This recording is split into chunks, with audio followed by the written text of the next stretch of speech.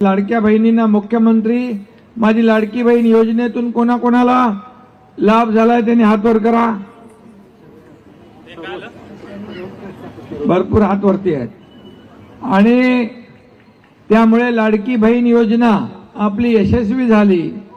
मग लाडका भाऊ आपण युवा प्रशिक्षण योजना केली, लाडका शेतकरी योजना केली, ज्येष्ठांसाठी आपण वयोश्री योजना केली, ज्येष्ठ लोकांसाठी एसटी मध्ये 50% सवलत आपण महिलांना दिली, लेक लाडकी लखपती योजना आपण सुरू केली।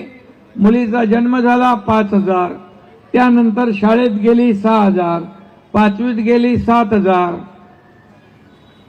आणि 11वीत गेली 8000 आणि मग वयाच्या 18व्या वर्षापर्यंत त्या मुलीच्या खात्यात 1 लाख रुपये जमा करण्याचा देखील आपण निर्णय घेतला। आणि ज्या मुलींना उच्च शिक्षणासाठी पालकांना परवडत नव्हतं त्यांना 50% सवलत होती।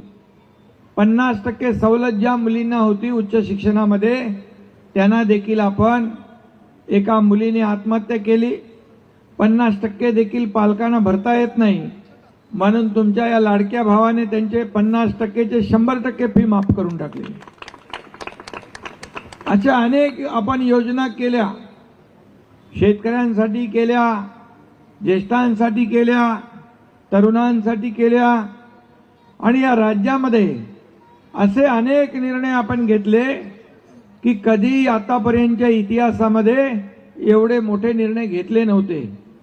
आणि त्यामुळे या विधानसभेच्या निवडणुकांमध्ये तुम्ही एवढा मोठा विजय मिळवून दिला आणि महायुती सरकार निवडून आलं, बहुमताने आलं आणि म्हणून आता आमची जबाबदारी आणखी वाढलेली आहे।